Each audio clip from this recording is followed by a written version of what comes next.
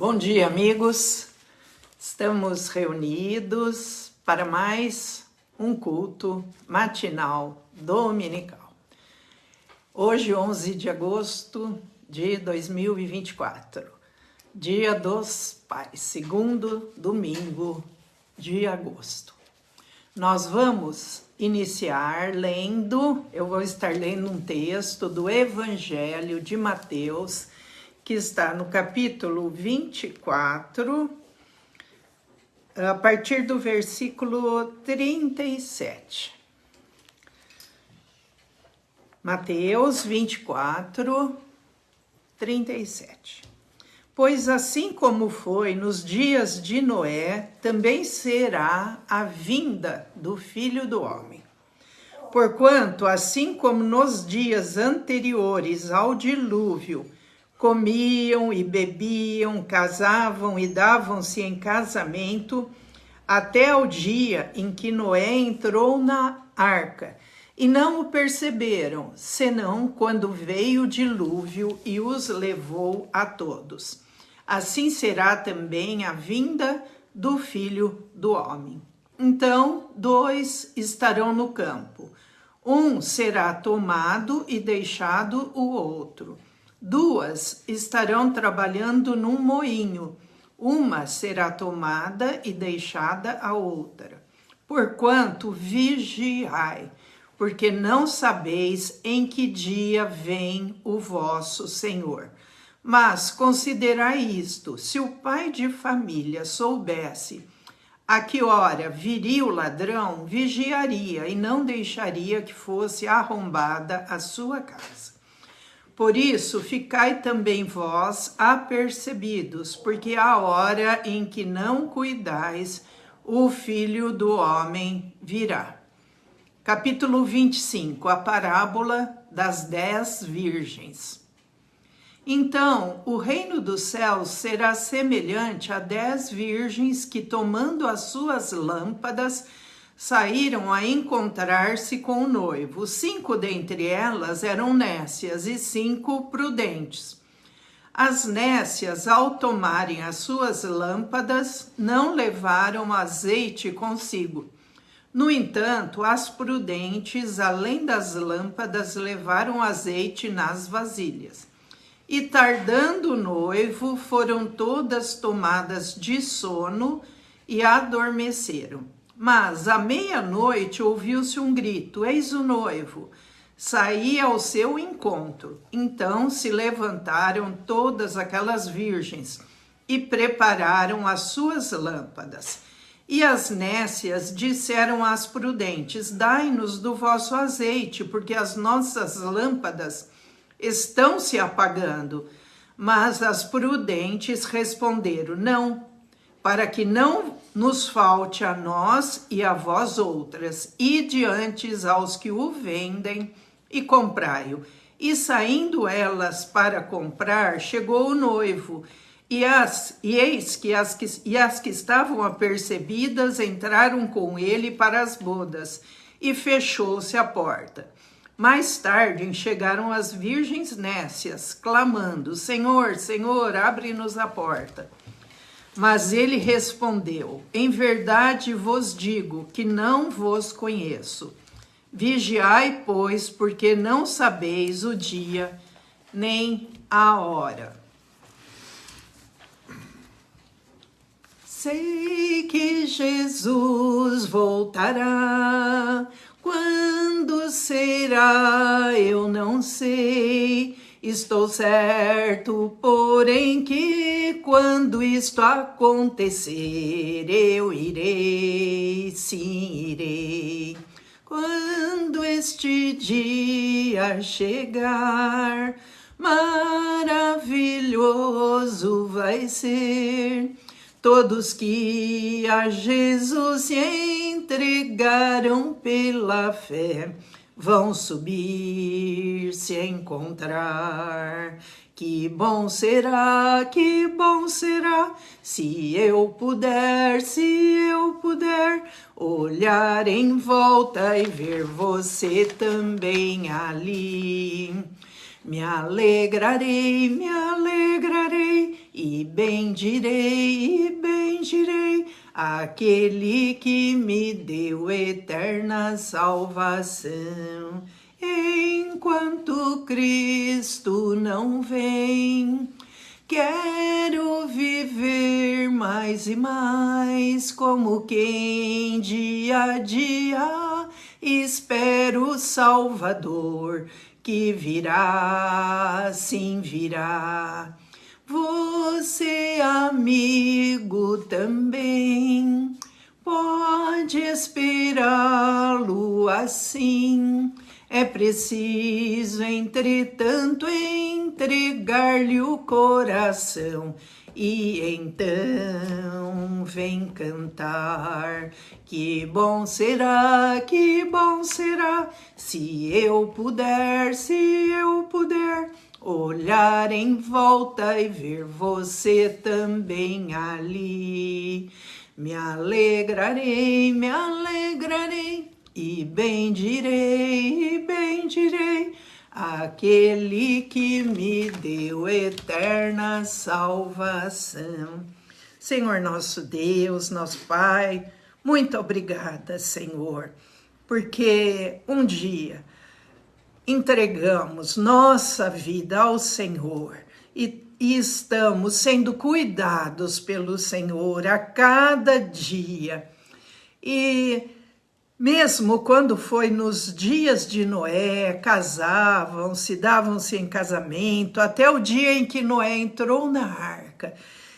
Mas Noé permaneceu fiel ao Senhor, e que assim sejamos nós, fiéis ao Senhor, aguardando a tua vinda, o dia em que nos encontraremos com o Senhor, e que mesmo que todas as virgens, e nós entre elas estejamos dormindo, ao ouvir o soar da trombeta, levantaremos e teremos azeite nas nossas vasilhas, porque o teu Espírito Santo habita em nós e nos edifica a cada dia, nos enche com o teu poder, com a tua graça, com o teu amor.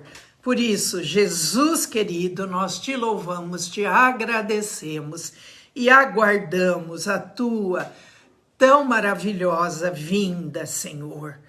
Ó Deus, nós te agradecemos por este domingo em que estamos aqui para mais um momento de iniciarmos a semana em comunhão com o Senhor, sendo fortalecido, nos alimentando espiritualmente. E não só no domingo, Pai, mas que a cada dia tenhamos esse tempo, esse desejo de ler a Bíblia, de orar e de estar buscando mais e mais a comunhão com o Senhor.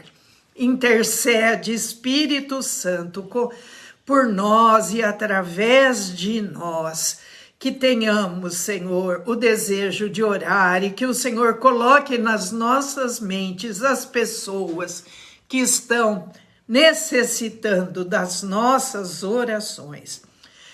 Te agradeço, ó Deus, por esse domingo especial, que é o Dia dos Pais.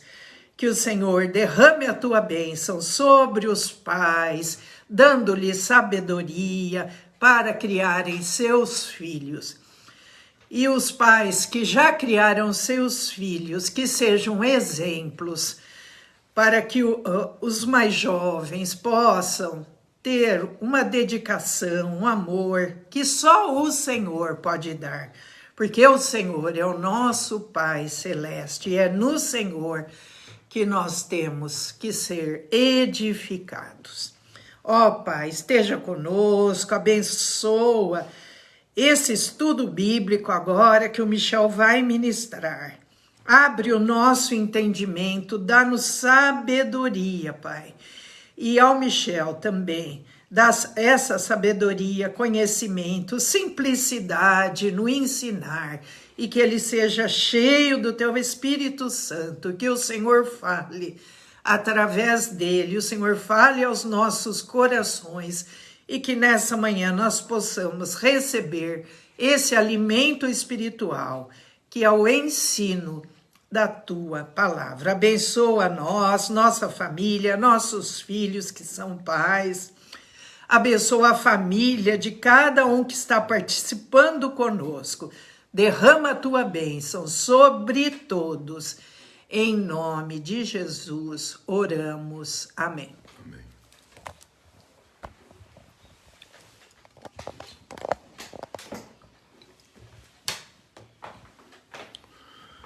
Quero cumprimentar os irmãos na graça e com a graça, e na paz e com a paz de nosso Senhor e Salvador Jesus Cristo. Hoje é o Dia dos Pais. Comemora-se aqui no Brasil, no segundo domingo, o Dia dos Pais. E eu gostaria de fazer uma leitura que à primeira vista parece contraditória, mas ela tem um fundamento, porque a palavra pai, ela é um título dado ao homem, como a palavra mãe é um título dado à mulher. E precisamos entender o espírito da paternidade. Então eu gostaria que os irmãos abrissem Mateus capítulo 23 para nossa reflexão a partir do versículo 8.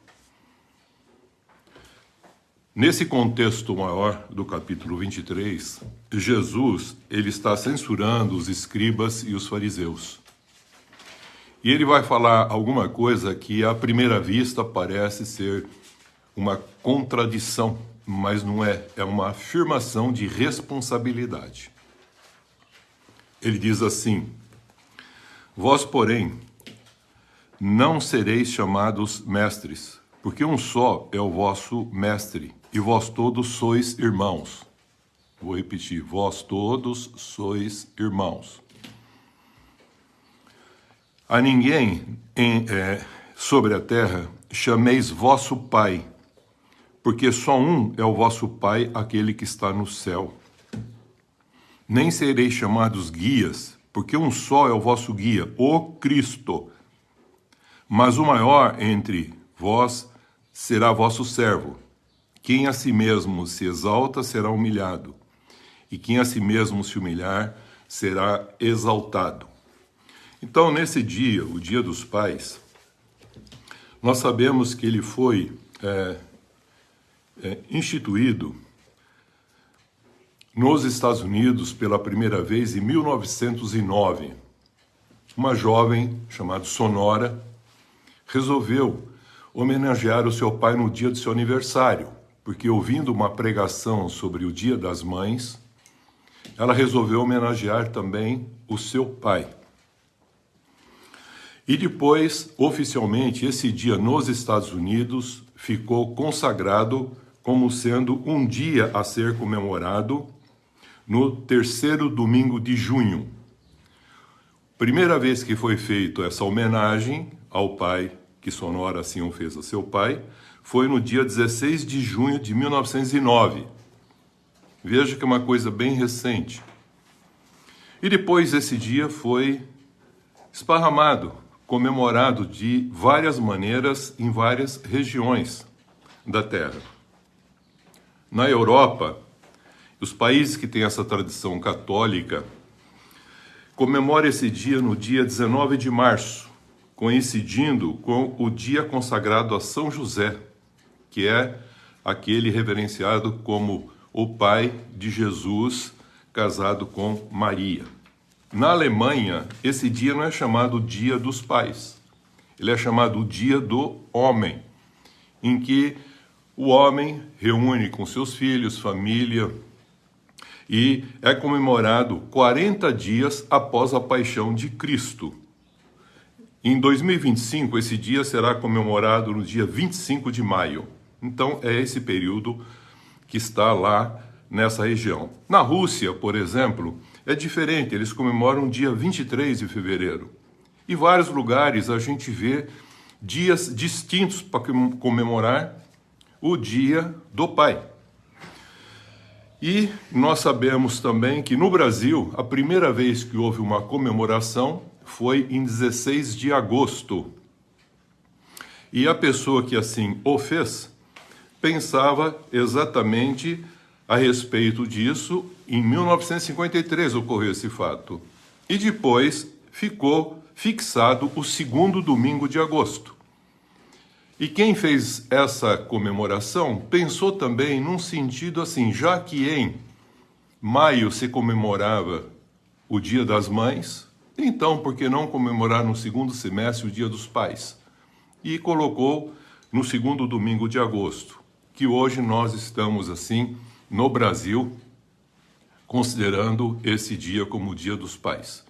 Eu não vejo assim o Dia dos Pais, eu vejo um dia de grande responsabilidade para uma reflexão como pai, para que a gente possa refletir o que Jesus falou aqui, questionando os escribas e os fariseus que gostavam de títulos, e muita gente gosta de títulos. Pai é título, filho é título, mãe é título, e nós sabemos que se referem a homens e mulheres. Vamos entender isso. Aqui em Mateus 23, 9, Jesus diz: a ninguém sobre a terra chameis vosso Pai, porque só um é o vosso Pai, aquele que está nos céus. Então, aqui nós vemos que a palavra Pai, em hebraico, é usado para descrever alguém com autoridade espiritual, ou, num sentido de mestre, aquele que ensina. Jesus, com esse contexto, ele não está proibindo chamar alguém de pai aqui na face da terra. Não é isso que ele está falando aqui. Ele está falando a respeito de um título. Presta bem atenção, queridos. De um título que é pai. E que muitos, na sua época, principalmente aqui os escribas e fariseus, olhando o contexto que está aqui no capítulo 23 de Mateus, ele está questionando que eles gostavam de receber esse título de pai. Pai espiritual, como também de mestre, e ele vai explicando que há um só mestre, e esse mestre, o guia, Cristo, não pode ser apenas o contexto humano, nós temos uma dimensão muito maior sobre isso. E ele fala, e quem quiser ser o maior, seja o humilde servo de todos, porque todos nós somos irmãos. Ele deixa muito claro isso, porque nós somos formados a partir de um só homem, formando toda a geração humana. Vamos entender um pouquinho esse contexto histórico. Então Jesus aqui ele está fazendo um contexto de crítica e não uma afirmação literal. E essa crítica é para aqueles que gostavam apenas do título, mas não correspondiam com responsabilidade o que significa esse título. No caso aqui a gente está falando hoje, Dia dos Pais. Então, esse título que ele está falando, Pai, Jesus está falando, que foi dado ao homem. E é de grande responsabilidade, porque, na realidade, precisamos entender como que Deus formou o contexto da primeira família. Então, nós sabemos que Deus nunca quis formar um indivíduo, um homem indivíduo. Ele sempre quis formar uma pessoa. Por isso nós precisamos entender o contexto desse título. Por quê? Mãe, pai, são títulos dados ao homem e à mulher que concebem filhos e filhas, a partir do sêmen e o óvulo que eles têm, com responsabilidade, dentro de um contexto chamado família, como proposto assim por Deus. Deixa o homem, pai e mãe, une-se a sua mulher e serão os dois uma só carne. É o que estava lá desde o princípio promulgado e constituído por Deus. O que é interessante é que também filhos e filhas são títulos dados ao menino e à menina, que crescem e depois se tornam crianças, jovens, depois adultos e podem ser também pais, em amplo sentido. Por isso precisamos entender esse contexto que filho não é só aquele que vem de um sêmen e de um óvulo entre um homem e uma mulher. Também é aquele que numa família recebe uma criança e a adota como filho e filha, para expressar o contexto paterno em que se encontra naquela família. Então vamos entender isso um pouquinho mais desde o princípio, como Deus assim o constituiu a primeira família. Jesus Cristo veio ensinar o padrão da paternidade de Deus, que criou o homem e a sua mulher com a sua imagem e semelhança.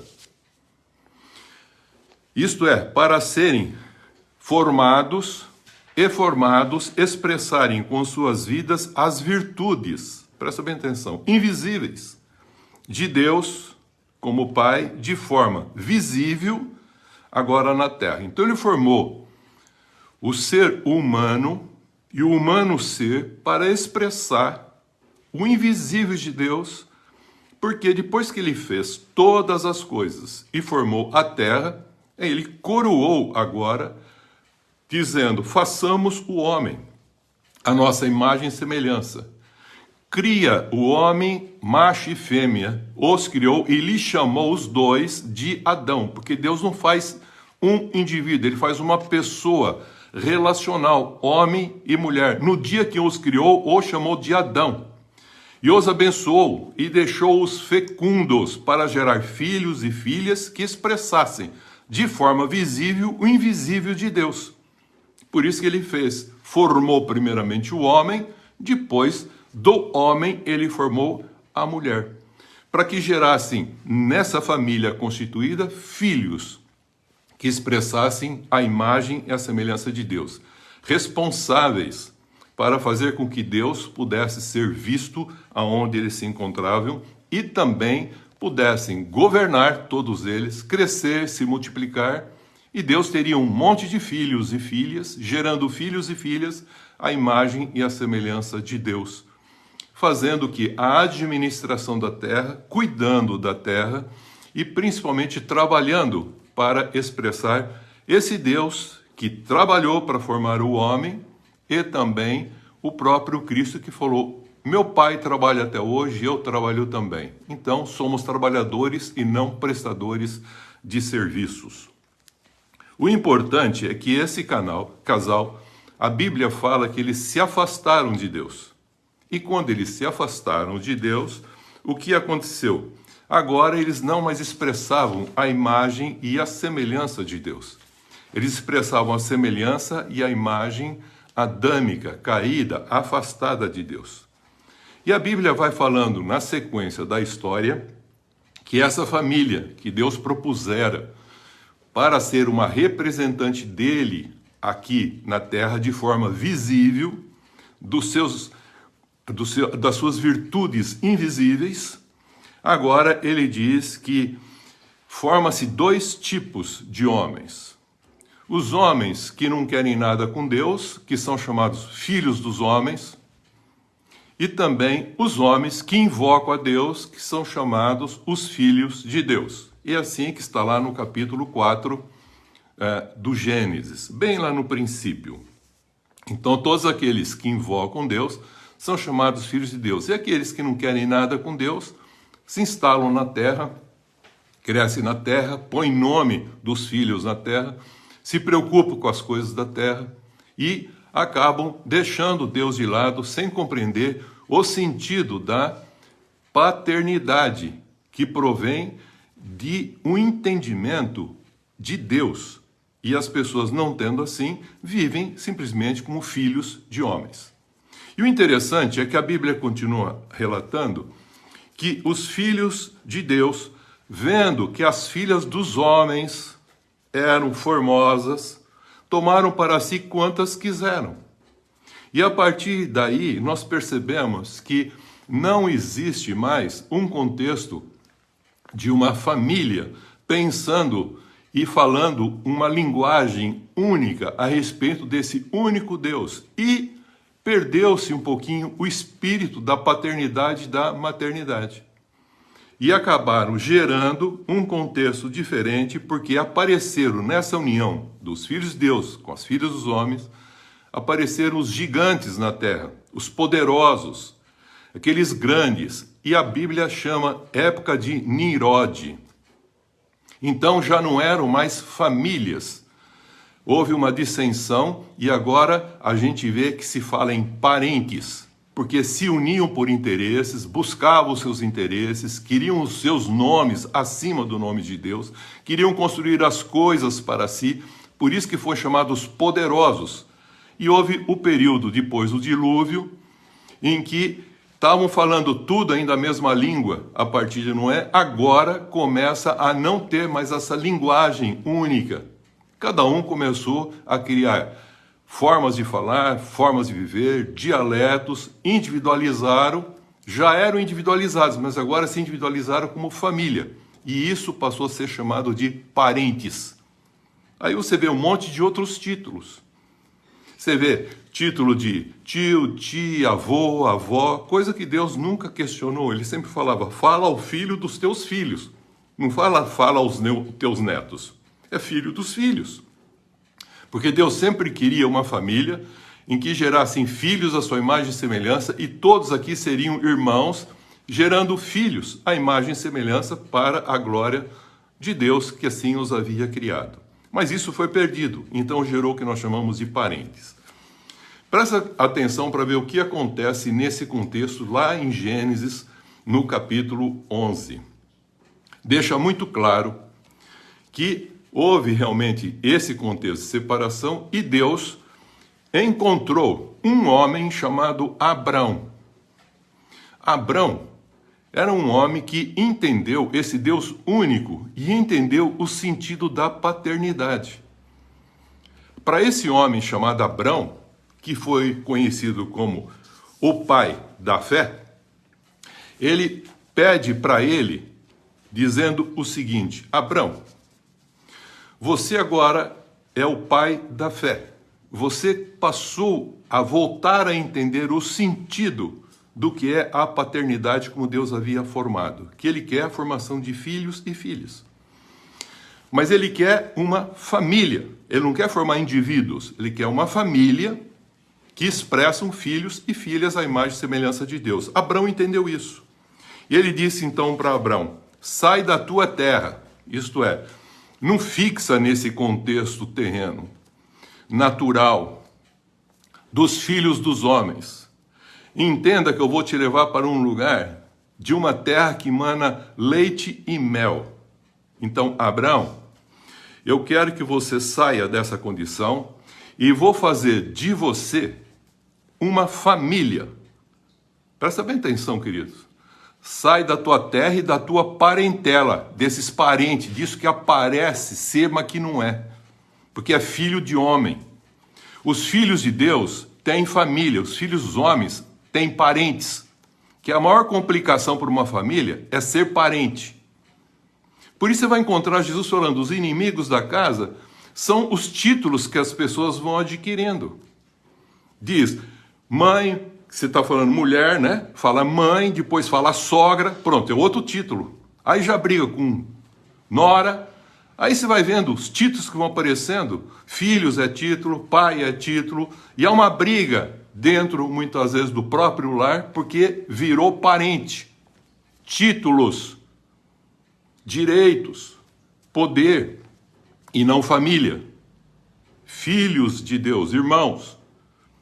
Então aqui ele está chamando atenção para esse contexto, que todos nós somos irmãos. Viemos de uma linhagem única, mas precisamos entender esse sentido da paternidade, nesse dia que a gente comemora o Dia dos Pais, para fazer uma reflexão a respeito.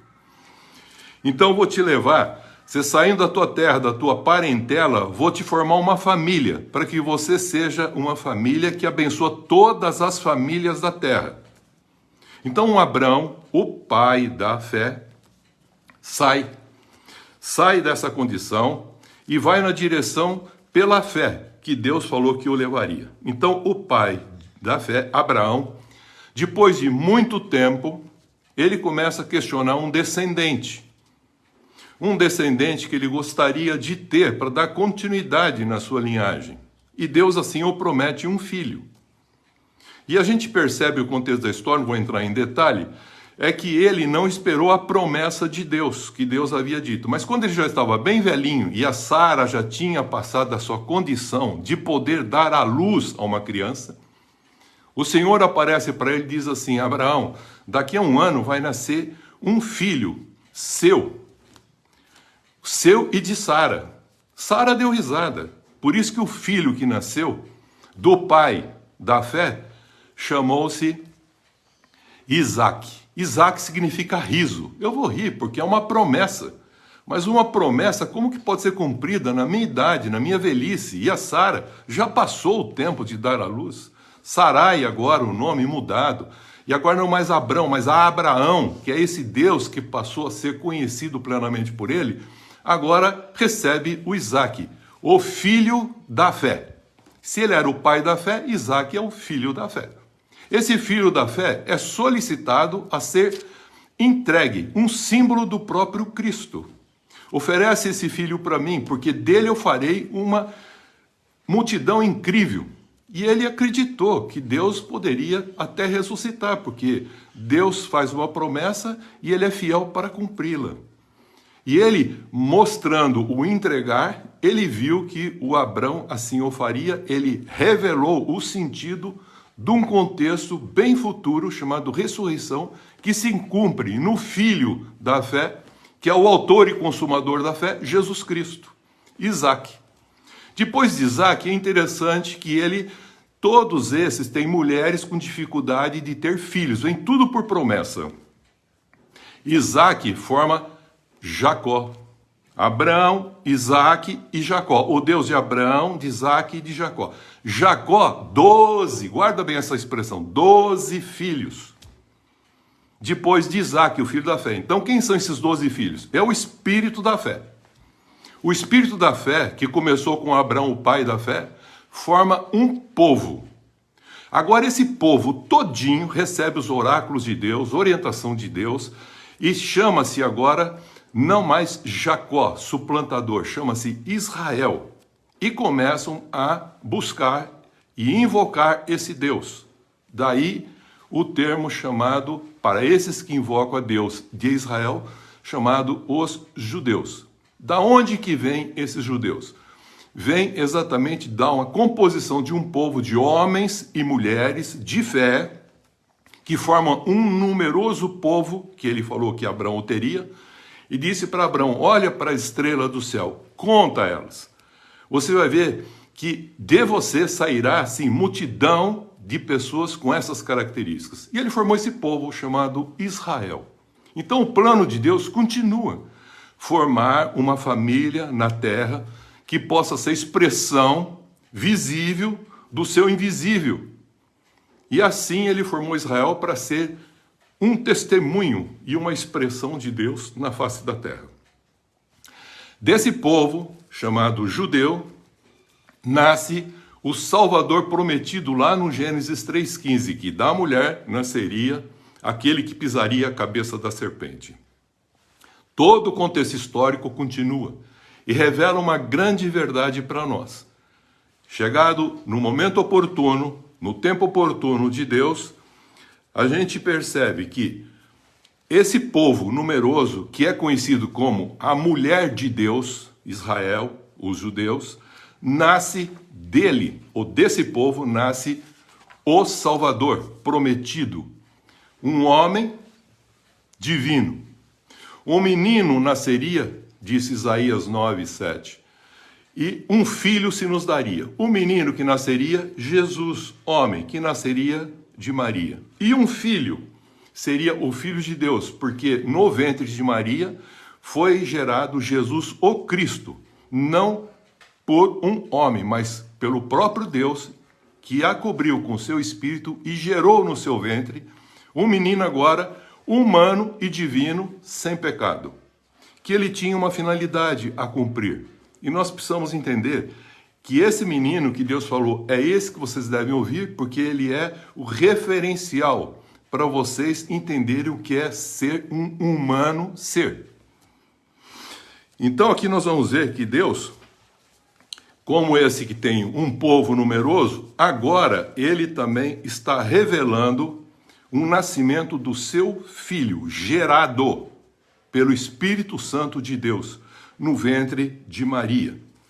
Então Jesus Cristo, concebido pelo Espírito Santo no ventre de Maria, José o recebe como seu filho adotado e realiza aquilo que era o cumprimento da promessa de Deus, como uma família.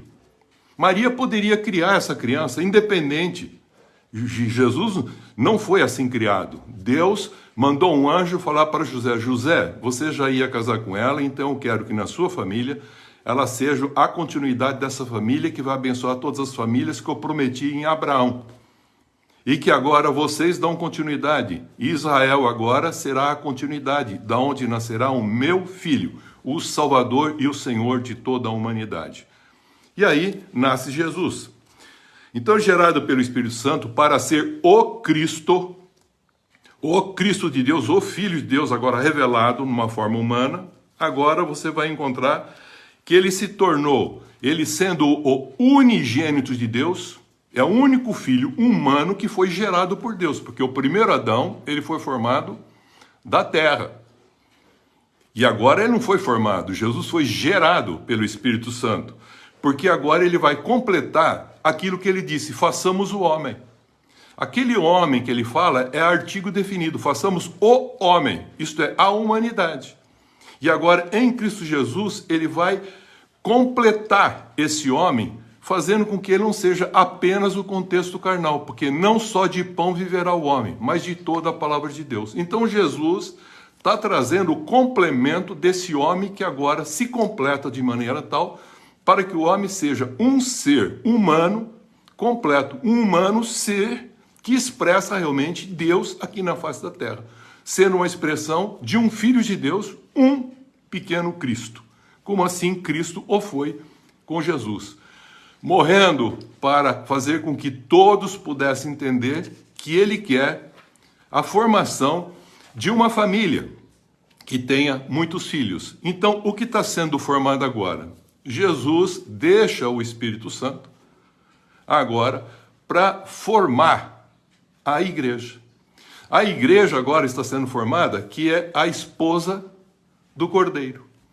Enquanto Israel era representativo de uma série de filhos e filhas que formavam um povo que era a esposa ou a mulher de Deus, agora nós estamos vendo que está sendo formada a esposa do Cordeiro. E nós precisamos entender que isso ocorreu de muita forma semelhança do que já está descrito em todas as Escrituras. Veja como é interessante. Agora, a gente percebe que esse filho que nasce de Deus, gerado por Deus, unigênito, se torna o primogênito de muitos irmãos. Porque ele vai formar agora a igreja por muitos homens e mulheres, filhos e filhas de Deus, que vão todos ser chamados agora a esposa do Cordeiro. Daí a palavra igreja. Então, a partir desse segundo Adão, o Espírito Santo forma um povo numeroso, que é o que nós chamamos a igreja, que não é um título dado num templo, não, a igreja, que são todos aqueles que agora compreenderam esse contexto do plano de Deus que ele está realizando. E como que ele faz para isso acontecer? Ele faz agora o Espírito Santo, que é o Espírito da fé, gerar a partir desse menino, semelhante ao Isaac, formar agora 12 apóstolos, um chamado Espírito da fé. O Espírito da fé agora é 12 apóstolos que continuam dando a sequência daquilo que o pai da fé, Abraão, começou formando com aquele povo. Agora, todos que são da fé, que invocam ao Senhor, são chamados filhos e filhas de Deus. Então agora, a gente precisa entender os dois Adãos que Deus assim formou: o primeiro da terra, natureza terrena, e ele fala em 1 Coríntios 15 que ele formou também, a partir do homem celestial, todos os homens celestiais e mulheres celestiais. Então agora ele está completando aquele propósito que ele falou: façamos o homem. Por isso que Jesus, quando estava morrendo, falou: Pai, está consumado. Está consumado o quê? Aquele homem que o Senhor falou que faria, agora ele está completo, porque ele não é só nascido da carne, mas agora ele precisa nascer de novo do Espírito Santo para restaurar a condição que o Senhor já havia proposto. O Senhor é onisciente, onipresente, onipotente, sabia que o homem ia cair. Não há nenhum contrapé. E sabendo que ele ia cair, o Cristo já havia dado a sua vida antes dele criar qualquer coisa. Por isso que fala, o sangue de Cristo já era conhecido antes de fundar o mundo. Então ele sabia o que tinha que fazer. Então ele está fazendo um plano e ele está revelando esse plano. E nós somos partes desse plano, quer seja como Israel, quer seja como igreja. Está sendo revelado. E nós somos partes disso. E agora somos conhecidos como filhos e filhas de Deus, porque aceitamos por adoção, Efésios 1, ele fala exatamente que fomos abençoados e predestinados para sermos como Cristo. E agora Cristo consuma.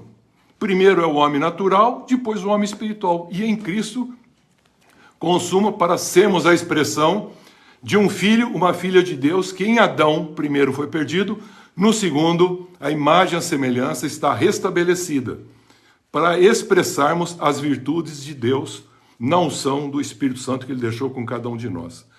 Então veja como é interessante, quando ele tinha o primeiro Adão, para formar a primeira família, ele deu um sono profundo no primeiro Adão e tomou a costela do Adão, e tomando a costela ele forma a mulher. E você sabe que a costela é o que dá o sustentáculo no quê?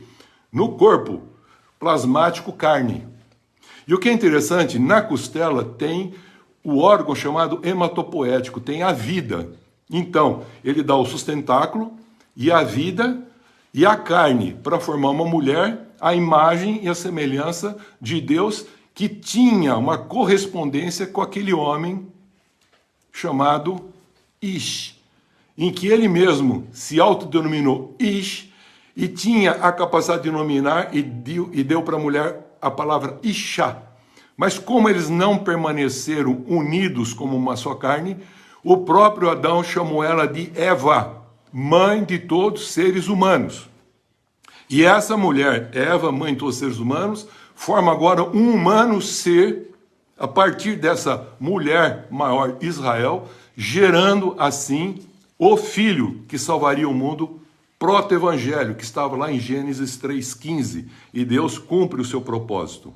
E agora está sendo convidado. O Espírito Santo da igreja convida as pessoas para participarem dessa grande festa, desse encontro nupcial entre Cristo e a sua igreja. Essa é uma realidade que nós já falamos e que eu não vou entrar aqui no detalhe, porque eu estou falando agora do contexto da paternidade. Como ele formou assim, deu um sono profundo no homem para tirar e tomar uma costela para formar a mulher, no segundo Adão, Jesus Cristo, quando assim ele dá um sono profundo, ele morre. Na cruz, alguém transfixa uma lança na região da sua costela e que vai em direção ao seu coração. E quando ele puxa a lança, diz que vaza água e sangue. Então ele deixa aqui para nós uma realidade igual como ele formou o primeiro Adão, que é a palavra e o Espírito Santo, que agora é derramado com vida para formar a sua igreja. Então a igreja agora precisa entender que ela foi gerada pelo Espírito Santo. Então ele diz assim para Nicodemos: Nicodemos, você, mestre de Israel, ainda não entendeu. O que é carne e o que nasceu da carne é carne, mas o que nasce do Espírito é Espírito. Então importa-vos nascer de novo. Você agora tem que nascer da água, da palavra de Deus, Cristo, e do Espírito Santo, para ser a completude daquilo que Deus falou que faria. Façamos o homem a nossa imagem e semelhança. Agora Jesus trouxe, 1 Coríntios 15, 45, 49, fala, como trouxemos a imagem do terreno, pecador, agora em Cristo Jesus trazemos a imagem do celestial, completou o ser humano. Esse é o sentido da paternidade que Jesus está questionando, da grande responsabilidade que nós temos como pais. Trazer de novo esse contexto. Por isso que ele diz, primeiro, numa ordem, quando Deus dá uma ordem, ele constrói o que nós chamamos família. Ele não está pondo hierarquia, porque todos somos irmãos. Ele está pondo ordem. Ele criou homem e mulher, sexo masculino e feminino, no mesmo dia. Ele não está pondo um acima do outro. Não. Ele está falando que há uma ordem numa instituição chamada família e não parente. Por isso que dá tanta briga em parente, porque gente brigando por título e não por um contexto de manter uma ordem de expressar o espírito da paternidade, da maternidade dentro da própria família como filhos. Então nós precisamos entender que em Jesus Cristo nós temos esse padrão de construção em que ele vem para uma família terrena, humana, mas de uma forma divina, para dizer como que deveria ser agora o homem. Resumindo assim, por causa do tempo, eu quero dizer o seguinte: ele foi gerado, Jesus, pelo Espírito Santo, no ventre de Maria. Aí ele, como uma criancinha, nasce, um menino Jesus. Ele nasce. E o que é interessante é que esse menino Jesus, ele vai crescendo. Veja como é interessante. Ele vai crescendo. E eu gostaria que você agora fizesse uma leitura comigo de Lucas, capítulo 2, e mostra como que ele vai crescendo, essa criança. Lucas, capítulo 2, o versículo 42. Ele diz o seguinte. Deixa eu ver se aqui, Lucas, deixa eu ver onde está aqui, Lucas 2, versículo 42, diz assim: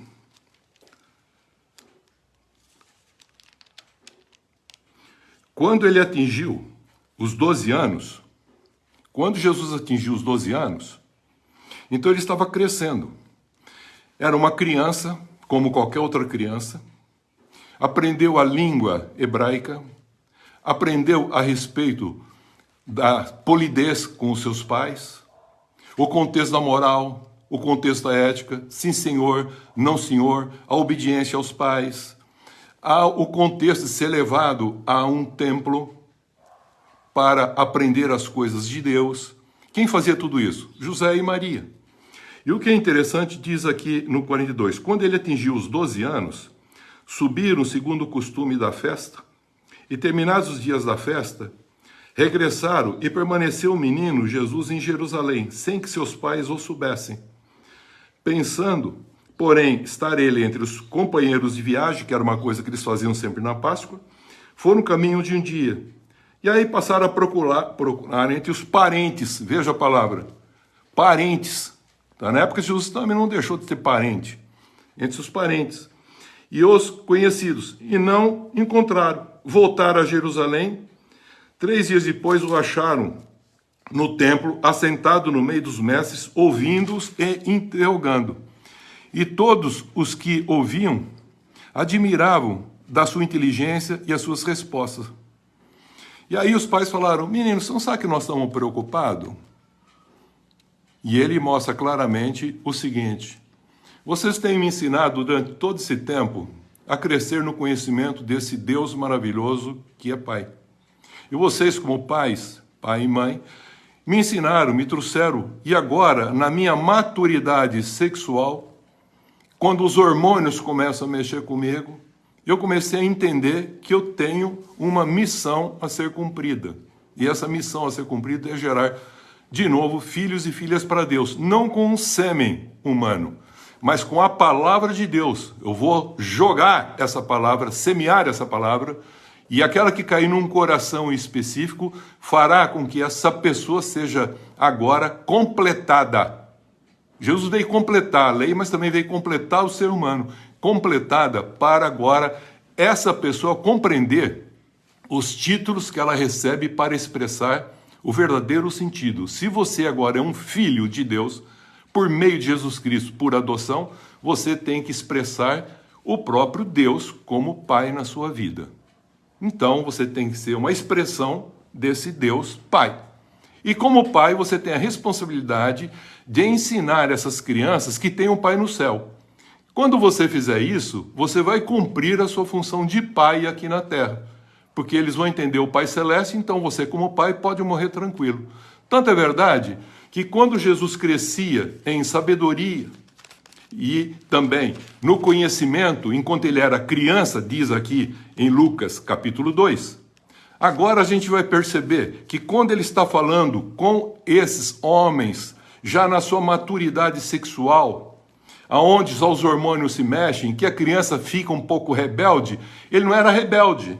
Quando os pais falaram com ele, ele simplesmente obedeceu, submisso, acompanhou os pais. E voltou com os pais, sem questionar nada, mas ele já sabia da sua responsabilidade para o qual ele estava aqui, para cumprir o propósito e a vontade do Pai. Veja o versículo 52. Enquanto criança, ele crescia no saber, no conhecimento das coisas, na polidez, nas orientações para conviver bem com todos.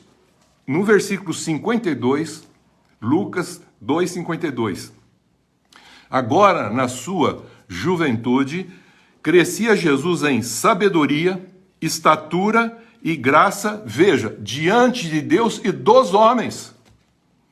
Então, dos 12 aos 30 anos, esse menino foi crescendo cada vez mais diante de Deus e também dos homens. Ele era uma expressão diferente de tudo que se conhecia no contexto de um jovem, de uma juventude, submissa aos pais. Aos 30 anos, por volta de 30 anos, ele começa seu ministério. Aquele que foi gerado pelo Espírito Santo, agora ele é batizado com o Espírito Santo. Mas para que ser batizado com o Espírito Santo? Ele foi para começar um ministério, cheio do Espírito Santo, gerado, batizado, agora orientado pelo Espírito Santo e em comunhão com o Pai. Ele começa a semear a palavra de Deus para completar o homem que perdeu o espírito da paternidade e da maternidade. Perdeu o contexto de uma ordem que Deus colocou, não para haver uma submissão entre o homem e a mulher. Ele não estava questionando o gênero. Ele formou os dois gêneros para formar filhos e filhas, fecundos, para encher a terra e expressar Deus com as suas vidas. Agora ele está completando esse homem para que esse homem seja uma expressão clara em obediência ao Pai. Por isso que um jovem, quando ele chega aos 12, 13, 14 anos, começa a ficar um pouco rebelde com os hormônios que vão formando. E às vezes ele se torna até agressivo aos pais em função do que ele acha, o que é certo, o que é errado. Aí você vê um contexto de muitos tomarem posições que não tem nada a ver com o contexto do gênero em que eles foram criados. Cada um começa a escolher o que bem entende. E não é isso que Deus está falando. Ele formou macho e fêmea, os abençoou para serem fecundos, serem filhos e filhas, para que expressassem Deus. E é esse o contexto da responsabilidade paterna de falar para esses filhos a respeito do que Deus gostaria que assim eu fosse, que fôssemos a expressão desse Deus, isto é, das virtudes desse Deus com a nossa vida. E aí, ter a responsabilidade com o seu esperma, com o seu óvulo, não é proibir as coisas, mas ser responsável para formar uma família e que essa família expresse exatamente o contexto de Deus. E que não seja um contexto parental, de duas pessoas distintas que pensam independente e vivem independente para si. Mas que eles sejam uma só coisa, para formar filhos e filhas para a glória e a honra de Deus.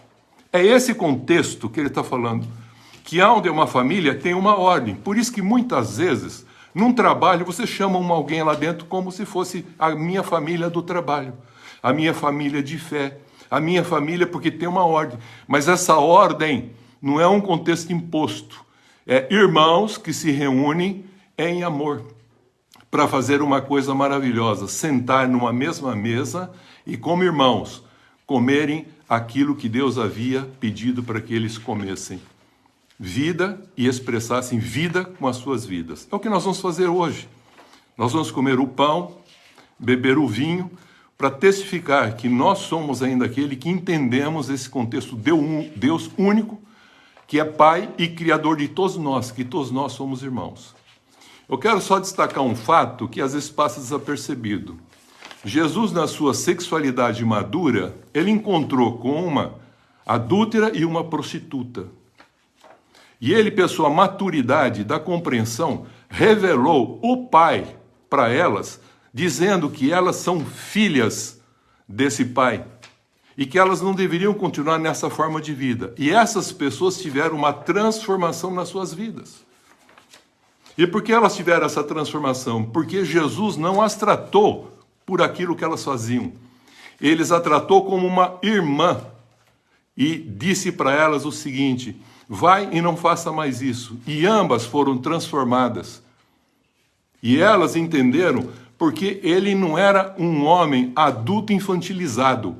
Ele era um homem completo, sexualmente falando, porque ele falou uma coisa que os discípulos, quando questionaram o contexto do casamento e também o contexto da separação, do divórcio, em Mateus 19, então os discípulos falaram, mas se é quanto a esse negócio, casa, descasa, casa com outra, descasa, dá carta de repúdio, que Jesus falou assim, não, no princípio não foi assim. No princípio Deus criou homem e mulher, os abençoou para serem fecundos, uma só família. E essa família deveria ser todas iguais, expressando Deus aqui na terra, mas não foi assim. Então ele está restaurando o contexto do espírito da paternidade. E para encerrar, o que aconteceu? Ele, tratando essas mulheres como irmãs, não esperou elas aceitarem ele, mas tratou-as como irmã de tal modo que elas compreenderam o amor do Pai através dele. Nós, como filhos de Deus, não temos que questionar uma pessoa para passar por um rito, por uma instituição, para depois ela ser chamada de irmã ou irmão. Todos nós somos irmãos se nós olharmos diretamente o contexto de como Deus está vendo o plano dele, como ele está formando, como ele está completando em Cristo Jesus. Para que nós agora, sendo filhos e filhas de Deus por adoção, que Deus falou que assim o faria em Cristo, porque ele já sabia tudo o que aconteceria com a humanidade, agora ele nos forma para sermos uma geração de filhos e filhas, formando a mulher do Cordeiro e, ao mesmo tempo, formando o que nós chamamos filhos e filhas que expressam Deus com as suas vidas. Então ele não está questionando aqui, queridos, para nós encerrarmos por causa do tempo, o contexto de chamar alguém de pai. Não. Ele está corrigindo quando as pessoas querem apenas o título para usar de poder, sem nenhuma autoridade, para buscar os seus interesses, seus direitos legais, sem nenhuma justiça, para buscar aquilo que eles têm como interesse e desejo como um contexto de comércio e troca, e não num sentido de amor desinteressado. É isso que Jesus está querendo ensinar aqui para os escribas e fariseus, falando para os discípulos e também falando para nós. Lembra do espírito da paternidade. E esse espírito da paternidade foi transmitido para nós, porque Deus quer uma família. E essa família está sendo formada, quer na terra, com Israel, da onde saiu o Salvador, quer agora com o Salvador, formando uma família eterna nos céus, e ao mesmo tempo, essa família que será planificada aqui também na terra. Porque ele quer que a vontade que é feita no céu também seja feita aqui na terra. E não é num contexto que nós chamamos futuro, porque o futuro ainda está dentro do tempo.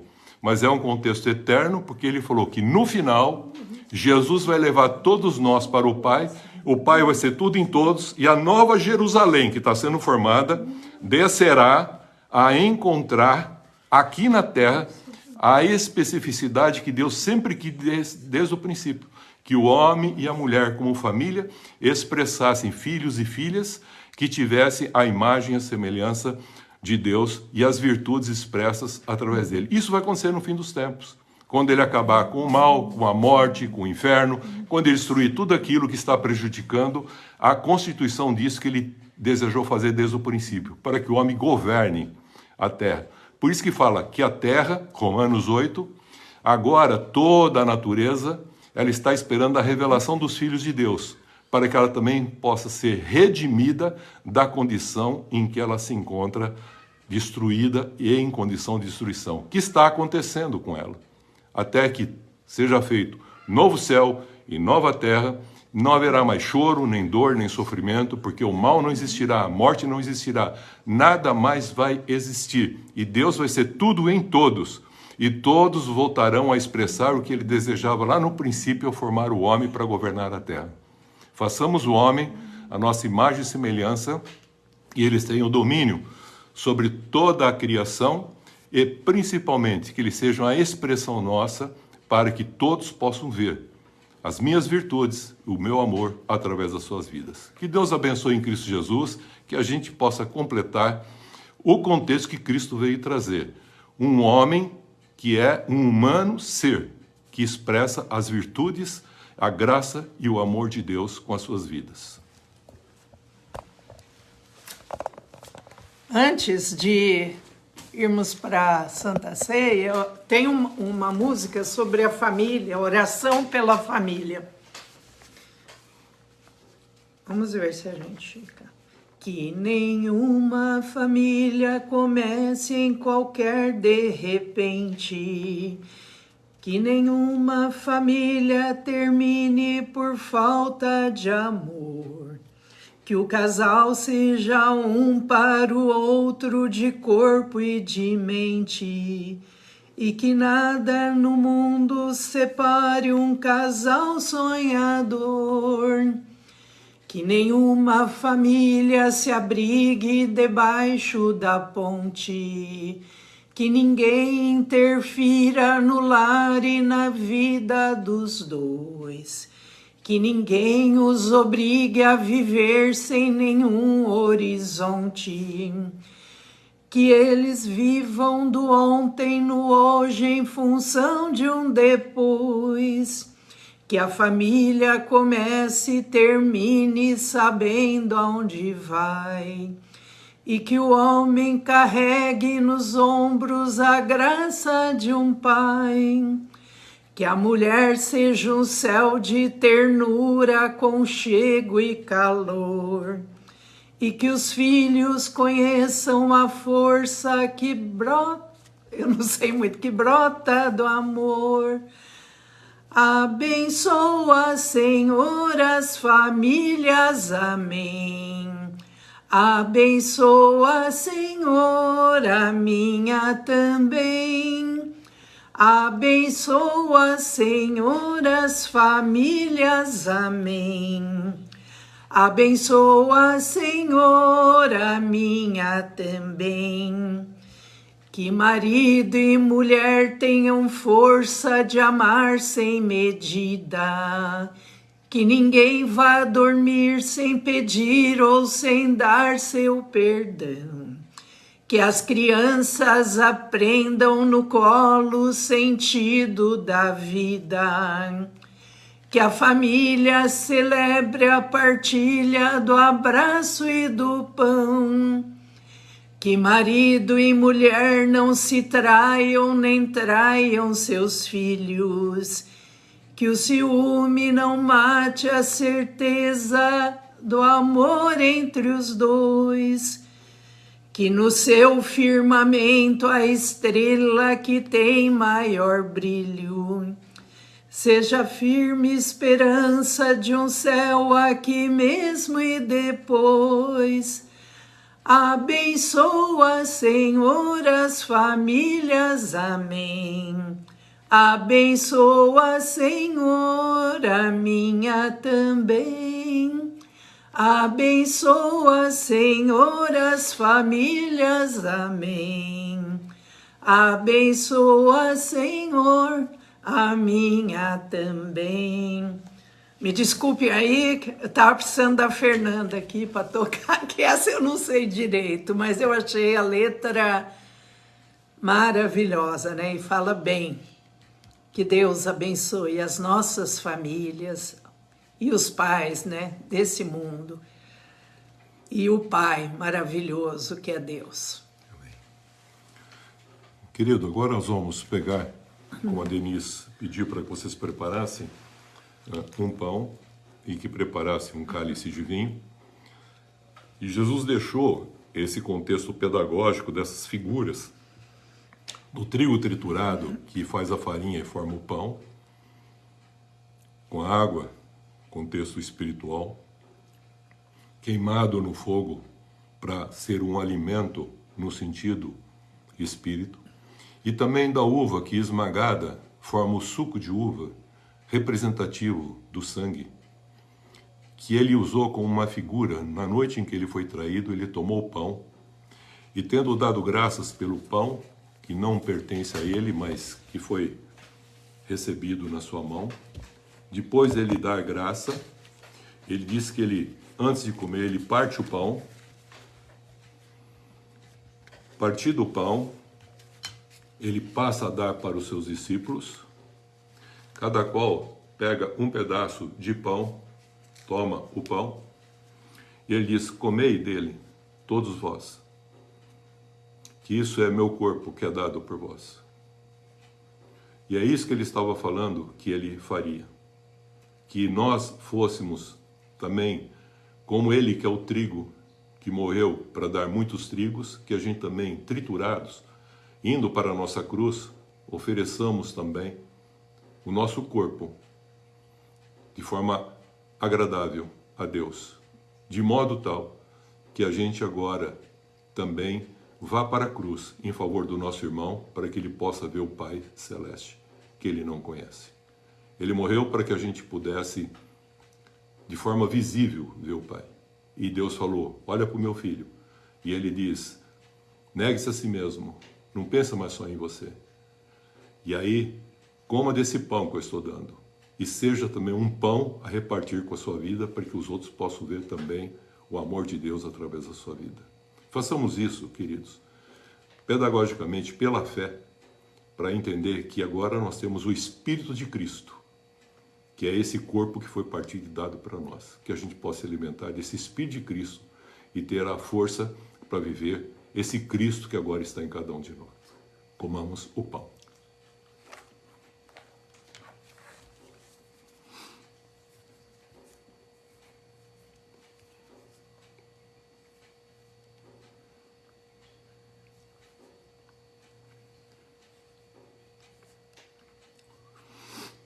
Isso é muito bom, queridos. Na sequência, ele pega o cálice e diz: esse é o cálice da nova aliança. Não aquela aliança feita com sangue, com animais. Não, com o sangue do próprio Filho de Deus.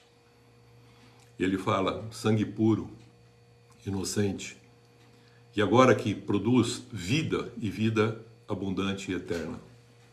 Por isso ele fala assim: como vocês se alimentaram do meu Espírito, para você agora ser a expressão minha de um Cristo, eu quero que vocês bebam a minha vida. E a minha vida, ela passa por essa condição, dessa expressão, desse vinho que vamos beber, para que a gente possa ter vida plena, completa e eterna. Façamos isso conforme Jesus assim pediu para que o fizéssemos em memória da sua morte. E assim o fazemos, completando também, a cada dia nós morremos para que Cristo seja a expressão da nossa vida. Bebamos assim, agora, o sentido da nova aliança eterna. Vida.